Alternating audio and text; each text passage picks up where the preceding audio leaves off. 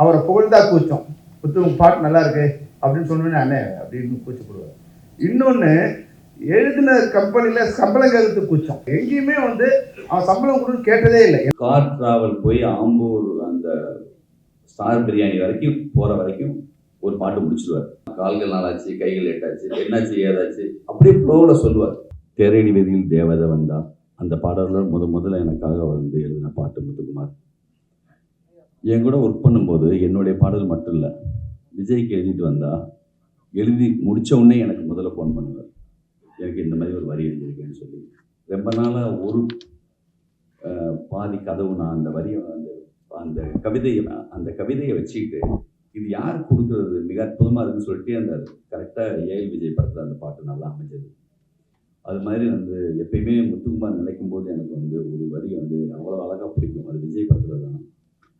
பறவை பறந்த பெண்பும் கிளையின் நடனம் முடியவில்லை, அந்த மாதிரி தான் இருக்கு. இப்போ அவன் ஒரு பறவை மாதிரி தான் நிற்க மாட்டபடி வந்து நின்று அப்படியே அந்த ஒரு மாதிரி ஒரு சிறகடிப்பு இருக்கும் அந்த பேச்சில், அந்த பரபரப்பில்.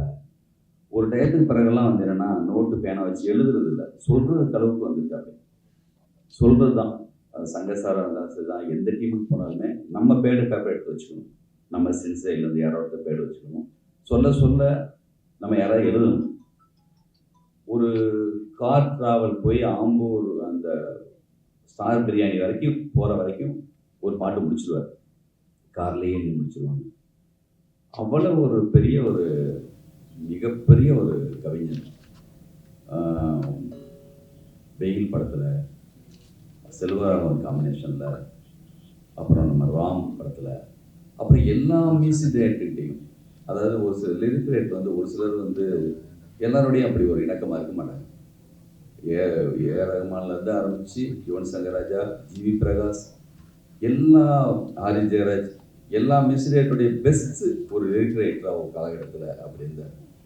ஒரு வருஷத்தில் தனஞ்சய் சார் சொன்ன மாதிரி 180 பாடல், அந்த அளவுக்கு ஒரு 6-7 வருஷம் தொடர்ந்து முதல் இடத்துல அது வந்து அவ்வளோ தூரம் எழுதின ஒருத்தர். எங்கள் கம்போசிங்கில் வந்து என்னென்னா எந்த தயக்கம் பயம் ஒரு மியூசிக் டைரக்டர் என்ன நினைப்பாங்க அதை பற்றி யோசிக்காமல் யுவன் சங்கர் ராஜா சாருடைய டியூனை அவன் மாற்றி விட்டுருவாங்க. சார் இப்படி 2 போட்டுக்கலாம், கால்கள் நாளாச்சு, கைகள் எட்டாச்சு, என்னாச்சு ஏதாச்சு அப்படியே ஃப்ளோவில் சொல்லுவார். சார் ஒரு லாங் ஒன்று போடலாமா சார், குட்டி குட்டியாக ஒன்று போட்டோம்னா டியூன் மாறும் சார் அப்படின்னு ரொம்ப ஒரு பார்த்தா நமக்கு எனர்ஜி வரும். அவ்வளோ மோர் பாசிட்டிவ். ஒரு மிகப்பெரிய ஒரு முதல்ல வந்து அவனுடைய கவிதை தூர் கவிதை வந்து எங்கள் ஞாபகம் இருக்குது. படைப்பாளி சங்க சார்பாக பிரச்சனைகள் வந்தப்போ பாலமேந்திரா சார் தான் அந்த கவிதை சொல்கிறாரு. எல்லாத்துக்கும் யார் அந்த முத்துக்குமார்னா யார் அப்படி சொல்லி எல்லாம் அப்படி பார்க்குற அளவுக்கு சுஜாதா அதுக்கு பிறகு அவருடைய கவிதைகளை எல்லாம் தொடர்ந்து சொல்லி சினிமாவில் வந்து அது இந்த விழா உண்மையிலேயே ஒரு அந்த ஒரு 7-8 வருஷத்துக்கு முன்னாடி அவர் இறந்த கொஞ்ச நாள்லேயே இந்த விழாவை தொடங்குறதுக்கான எல்லா ஏற்பாடும் செஞ்சோம். செல்வமணி சார் வந்து ரொம்ப முக்கியமாக இருந்தாங்க. நாங்கள் எல்லாம் உட்காந்து அதுக்கான விழாவை ஏற்பாடு பண்ணும்போது சரியாக நடக்கலை. விஜய் வந்து பொறுப்பு கரெக்டாக விஜய் கையில் வந்துருக்கு. நான் வந்து விஜய் வந்து சமீபத்தில் கலைஞர் நூற்றாண்டு விழாவில் நான் கண்ணில் பார்த்துருக்கேன்.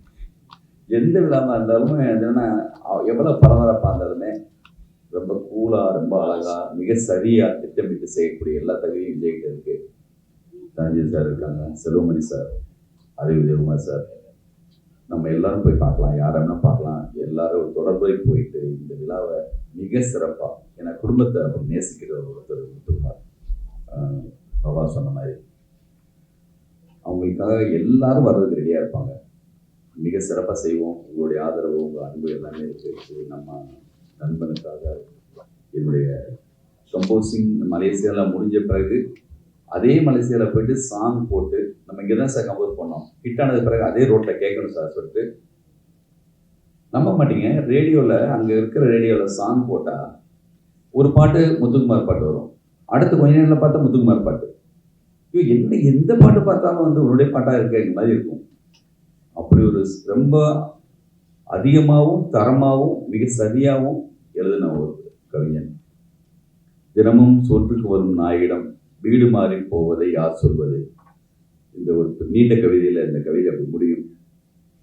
நம்மளெல்லாம் விட்டுட்டு ஒரு வீடு மாறி போன ஒரு விருந்தாளி மாதிரி தான் நான் அவரை பார்க்குறேன். எப்போதும் அவங்களோட நினைவுகளோட மாபெரும் விழாவை உங்களோட சேர்ந்து நாளை இருந்து செய்வேன்னு இங்கே சொல்லிக்கிறேன். நன்றி, வணக்கம். நான் பார்த்த மிகச்சிறந்த மனிதர்கள். அவர் வந்து ஒரு ஞானக்கிருக்கன். இவர் சொன்னார் இல்லையா, நம்ம லிங்கசாமி, ஒரு கட்டத்தில் வந்து அவன் பேசுறதே வந்து கவிதையாவோ பாடல் வரிகளாவோ இலக்கியமாவோ அது போல வந்து ஒரு சாபமோ என்னவோ யாருன்னா குறைந்த வயதில் இருக்கிறாங்களோ அவங்களும் மிகப்பெரிய கவிஞராக இருக்காங்க. அது பட்டுக்கோட்டையாக இருக்கட்டும், பாரதியாராக இருக்கட்டும், அதெல்லாம் நிறைய நாள் வாழ்ந்தவங்க நான் குறைச்சதாக இருக்காதிங்க, அவங்க கவிஞர்கள் இருந்திருக்காங்க. ஆனால் இவன் வந்து என்னன்னா அந்த உச்சம் வந்து இலக்கியம் அவர் பார்த்தா ஷாக்காக இருக்கும். எது பேசினாலும் வந்து அதை வந்து ஒரு 2 வரியில வந்து ஒரு பெரிய உயிரும் மிகப்பெரிய விதைகளும் அதுக்கு ஒழிஞ்சிருக்கு. அந்த தமிழ் உணர்வு வந்து அதை தமிழை விட்டு வாழ்ந்தவர்கள் கோடி. ஆனால் தமிழ் அவன் வந்து பாவம் நம்ம அஜய் சொன்ன மாதிரி பணம் நிறைய கூச்சம். முத்துக்குமாருக்கு வந்து 2 வகையான கூச்சம். ஒன்று அவரை புகழ்ந்தா கூச்சம், முத்து பாட்டு நல்லா இருக்கு அப்படின்னு சொன்னோன்னே அண்ணே அப்படின்னு கூச்சப்படுவார். இன்னொன்று எழுதின கம்பெனியில் சம்பளம் கேட்கறதுக்கு கூச்சம். இதுதான் அவரோட கேர். எங்கேயுமே வந்து அவன் சம்பளம் கொடுன்னு கேட்டதே இல்லை. எனக்கு தெரிஞ்சு எந்த கம்பெனியும் சம்பளம் கொடுன்னு கேட்டதே இல்லை. நான் நிறைய தடவை அவரோட கொஞ்சம் வாழலாம் பண்ணியிருக்கேன், கொஞ்சம் இப்படி இருக்கணும் அப்படின்லாம் சொல்லியிருக்கேன். இல்லைன்னா அப்படி எல்லாம் மாற்றிக்கிட்டேன், அப்படி இருக்கேன் அப்படி இருக்குன்னு சொல்லிட்டு இருந்தேன். நான் ஏன் வந்து மிகப்பெரிய வடுவை எப்படி ஏற்படுத்தினான்னா, அந்த மரணத்துக்கு அவங்க வீட்டுக்கு போகும்போது இது போன்ற உலகத்தில் மிகச்சிறந்த தமிழ் கவிதைகளை எழுதின ஒரு கவிஞனோட வீடு வந்து எப்படி இருக்கக்கூடாதோ அப்படி இருந்தது. அவ்வளோ ஏழ்மையில் இல்லை, அவ்வளோ சராசரியான ஒரு மனிதர் வாழக்கூடிய இடமா தான் இருந்தது. இவ்வளோ பெரிய கவிதைகளை எழுதின வந்து நிச்சயமாக நான் நினச்சேன் ஒரு பெரிய வீட்டில் இருப்பான். அப்படி தான் நான் நினச்சேன். அவன் மரணத்துக்கு தான் நான் அவங்க வீட்டுக்கு போகிறேன். அப்பயும் எனக்கு வந்து ஒரு சின்ன ஒரு கில்ட்டி வந்தது. இல்லை நம்ம ஊருக்கார நம்மளோட பழகிற இது இவ்வளோ இதுவாக ஏதாவது வகையில் வந்து நம்ம ஒரு நினைவே போட்டணும். அது மட்டும் இல்லாமல் நம்மளுடைய சகோதரனும் நம்மளோட நண்பனும் இந்த குடும்பம் வந்து ஒரு குறைந்தபட்ச பொருளாதாரத்தில் நாளைக்கு முத்துக்குமாரோட ஃபேமிலின்னு சொல்லும்போது அந்த கவிதைக்கு எவ்வளோ மரியாதை இருக்கோ, எவ்வளோ வேல்யூ இருக்கோ, அதே அந்த குடும்பத்துக்கு இருக்கணும் அப்படின்னு நினச்சி தான் வந்து நான் உடனே வந்து நிகழ்ச்சி ஏற்பாடு பண்ணோம். அன்னைக்கு நீங்கள் நம்ப மாட்டீங்க, தமிழ்நாட்டில் இருக்கிற தமிழ் திரைப்படங்களோட மொத்த இயக்குனரும் வந்துட்டாங்க. அவ்வளோ படம் பாட்டு எழுதினாங்களோ, பாட்டு எழுதியோ ஒரு பண்ணாங்களோ அதெல்லாம் இல்லை. எங்களுடைய இயக்குனர் சங்க அலுவலகம் வந்து அப்படி நிரம்பி வச்சு ஏற்கனவே 100லேருந்து 150 இயக்குநர்கள் ரவுண்டில் உட்காந்து என்ன பண்ணலாம் உடனே பண்ணாங்க. சில நேரங்களில் வந்து என்ன ஆகும்னா உணர்ச்சி வந்து திசைத்திருக்கு. அப்போ அந்த நிகழ்ச்சி வந்து அவரோட சகோதரர் வந்து பேசிகிட்டே இருக்கும்போது நம்ம சொன்னோம் இது மாதிரி அந்த குடும்பத்துக்கு ஏதாவது பண்ணணும்னு சொல்லும்போது டக்குன்னு அவர் என்ன பண்ணிட்டார், அல்ல அப்படிலாம் நீங்கள் எல்லாம் உங்களுக்கு காப்பாற்ற வேண்டியதில்லை அப்படின்னு சொன்னோடனே கொஞ்சம் மற்ற இயக்குநர்களுக்கு வந்து கொஞ்சம் ஒரு சின்ன ஒரு ஹர்ட் ஆயிடுச்சு. நம்ம ஏதோ வந்து அதனால் இப்போ நம்ம எடுத்து பணத்துக்காக அதை பண்ணுற மாதிரி ஆயிடுச்சுங்கிற மாதிரி அது வந்து அப்படியே கரைஞ்சி போச்சு. ஆனால் மிகப்பெரிய சந்தோஷம் என்னென்னா சிலதெல்லாம் வந்து அந்த எமோஷனல் அந்த நேரத்தில் இருக்கும். அவங்களோட மரணம் வந்து நம்மளுடைய பாதிக்கிற வரைக்கும் இருந்துகிட்டு இருக்கும். அது காளான் செடி மாதிரி இன்றைக்கி முளைக்கும் நாளைக்கு இறந்து போயிடும். ஆனால் இவன் வந்து மனசில் 10 வருஷம் ஆன பிறகு கூட இன்றைக்கி வந்து முத்துக்குமாருக்காக ஒரு நிகழ்ச்சி பண்ணணும்னு சொல்லும்போது தமிழ் திரைப்படத்தில் இருக்க அனைத்து மியூசிக் டைரக்டர்களும் அனைத்து இயக்குநர்களும் அவங்களாம் ஒன்று சேர்ந்து நாங்கள்லாம் தயாராக இருக்கும்னு சொல்கிறதே அவரோட வெற்றி. அதுதான் முத்துக்குமாரோட வெற்றி. முத்துவோட 50வது பிறந்தநாள். இந்த 50வது பிறந்தநாளுக்காக மொத்த தமிழ் திரையுலகமே சேர்ந்து இருக்கக்கூடிய ஒரு விழா தான் இந்த விழா. முத்துக்குமார் என் வாழ்க்கையில் மட்டும் ஆனந்தையாளை மீட்டில், தமிழ் திரையுலகத்தில் மட்டும் ஆனந்தையாளை வீட்டில், கிட்டத்தட்ட தமிழ்நாட்டில் இருக்கக்கூடிய தமிழ் திரை இசைப்பாடல்களை கேட்கக்கூடிய எல்லாத்துடைய வீட்லேயும் ஆனந்தையாளை மீட்டிக் கொண்டிருக்கிற, மீட்டப் போகிற, என்றைக்கும் இருக்கக்கூடிய ஒரு பாடலாசிரியர் கவிஞர். அவரை பற்றி சொல்கிறாருன்னா ஒரு வரி எழுதியிருந்தான், நான் புறா வளர்க்கும் சுதந்திரத்தை என்னிடமிருந்து பறிக்கிறார் பக்கத்து வீட்டில் புறா வளர்ப்பவர் அப்படின்னு சொல்லி. முத்துக்குமார் என்றைக்குமே பூனை வளர்க்கவே இல்லை, யாருடைய சுதந்திரத்துக்குள்ளையும் தலையிடவும் இல்லை. பூனை வளர்க்கிலிருந்து விலகி தன்னுடைய புறாக்களை வளர்த்துட்டே இருந்த ஒரு எளிமையான ஒருத்தன் தான் அவன். அவனோட வரியில் இன்னும் சொல்கிறதா இருந்தால், சிறு புல்லில் உறங்கும் பனியில் தெரியும் மழையின் அளவோ தாங்கவில்லை. முத்துக்குமார் ஒரு பெரிய மேமலை தான், ஆனால் எப்போதுமே ஒரு பனித்துளி மாதிரி தன்னை காட்டிக்குவா. அப்படி வெரி சிம்பிள், ரொம்ப ரொம்ப எளிமையான ஒருத்தர். இண்டஸ்ட்ரியில் வந்து எனக்கு விஜய்க்குன்னு எத்தனையோ பேர்த்துக்கு நண்பர், நிறைய பேர்த்து அறிமுகப்படுத்தி வச்சவர். என்னை அஜயன் பாலாட்டை அறிமுகப்படுத்தி வச்சது, பாலு மகேந்திரனை அறிமுகப்படுத்தி வச்சது, யுவன் சங்கராஜை அறிமுகப்படுத்தி வச்சது. இன்னும் சொல்லப்போனால் நான் முதல் படம் எடுப்பதற்கு காரணமாக இருந்தது முத்துவை பற்றி பேசாமல் என்னைக்கு ஒரு பாட்டு எழுத போனாலும் அந்த பாட்டில் முதல் யார் கூட எழுத போனாலும் அந்த பாடலாசிரியர் நம்மகிட்ட முத்துக்குமாரை பற்றி பேசிட்டு தான் பேச தொடங்குவாங்க. இவனோட எப்போ கம்போசிங்கில் உட்கார்ந்தாலும் முத்துக்குமாரோட பேச்சு வந்துடும்.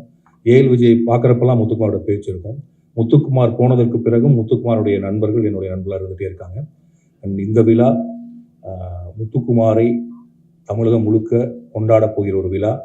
முத்துக்குமாரினுடைய சாதனையை, முத்துக்குமாரனுடைய வரிகளை என்றைக்கும் தமிழகத்தில் நிலைத்திருக்குமாறு செய்யக்கூடிய விழா. இந்த விழாவிற்கு மீடியா முழுக்க சப்போர்ட் பண்ணோம். அண்ட் இண்டஸ்ட்ரியிலேருந்து எல்லாருமே வர்றாங்க. கிட்டத்தட்ட எல்லா மியூசிக் டைரக்டர்ஸும் வர்றாங்க, எல்லா ஆர்டிஸ்ட்டும் வர்றாங்க. அண்ட் தமிழ் சினிமாவில் இதற்கு முன்பு நடந்திராத ஒரு விழா. முத்துக்குமாருக்காக நாம் அனைவரும் ஒன்றிணைந்திருக்கிறோம் என்பதில் மிக்க மகிழ்ச்சி. வாழ்த்துக்கள். நன்றி.